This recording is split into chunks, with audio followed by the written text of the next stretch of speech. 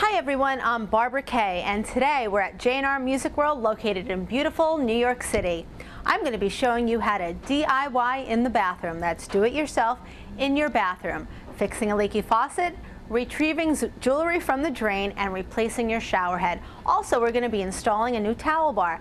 I'm here to help you figure out how to do it yourself in your bathroom with J&R Music World. It's really easy to change a shower head. All you need is a plier, okay, or a wrench. You go to the hardware store, and I picked this up yesterday for 99 cents. This is called sealant tape, and the sealant tape wraps around this stem, and this is what prevents the water from coming in. So when you replace the new shower head, you put the sealant tape around the stem, and then you take the new shower head and you twist it on, okay?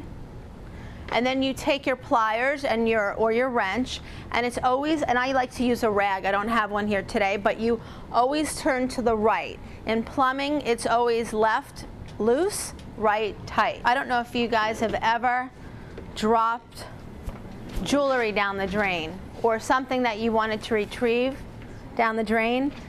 What you need to do in that case, underneath your sink are hot and cold water valves. Those are the local valves for your sink. There's a main shutoff valve somewhere in your home or in the apartment, but under each sink, same with the toilet bowl, there's a shutoff valve so you can always shut the water off. There's two gaskets right here. What I do is, again, put something around it so you don't scratch it. And if I turn this to the left, this comes off. And if I turn this one, this comes off. So after you take this and you have it off, you pour it into, I like to have a bucket underneath the drain. So when it comes out, there's going to be gook and water, so you should probably wear some gloves if you don't want to ruin your manicure or whatever. A lot of faucets these days are washerless.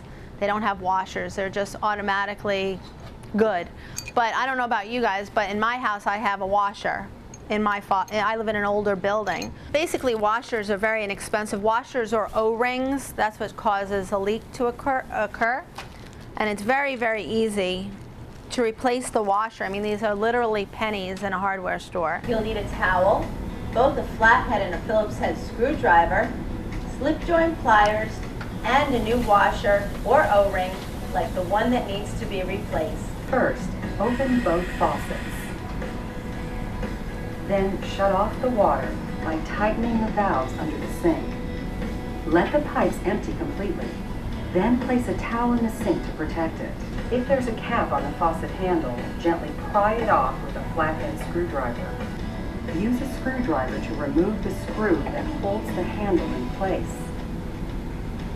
Then remove the handle. Using your wrench or pliers, loosen the nut at the base of the stem. Once you have it off, remove the stem. Faucets will either have O-rings or a washer like this one here. The washer is a little disc screwed to the bottom of the stem. Save the screw. This is the washer. If your washer or O-ring is cracked or brittle, replace it. Now reassemble the faucet by reversing the previous instructions. Remove the towel and turn the valves under the sink back on. Perfect. There's these great towel bars, and we can try and put this up. But these are they're like little plastic anchors. These shields right here act as a support in the wall. When it gets screwed into this, it acts as like a reinforcement. These right here are really, really neat. These go into the wall and they expand when you put them in, and they lock in the screw. In construction, walls are supposed to be built with studs every 16 inches on center. So that means every 16 inches you'll find a metal stud in back of your wall like there is right here. So if you live in a pre-war building, though, you won't find this. It's only in the newer buildings that you'll find this.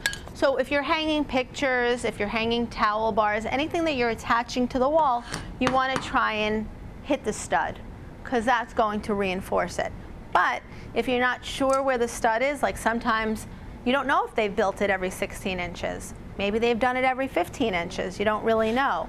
So just to make sure, we can use these wall anchors, or we can use the dollies, which reinforce it. What I like to do is I like to measure the wall.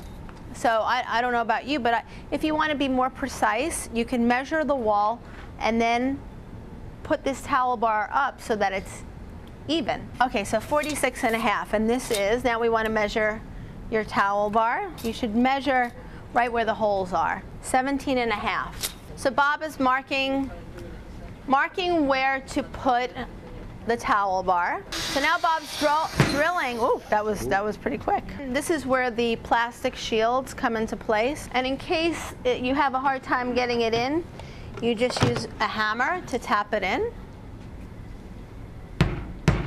And then what you're going to do is you're going to take your screw, but we're going to change the power drill back into a screw bit. And then he's going to take his screw and he's going to put the plastic shield through the bracket that we have onto the wall. What he's doing is he took his screw and he put it through the bracket, okay? And now he's going to tighten it onto the wall. Perfect. That was great.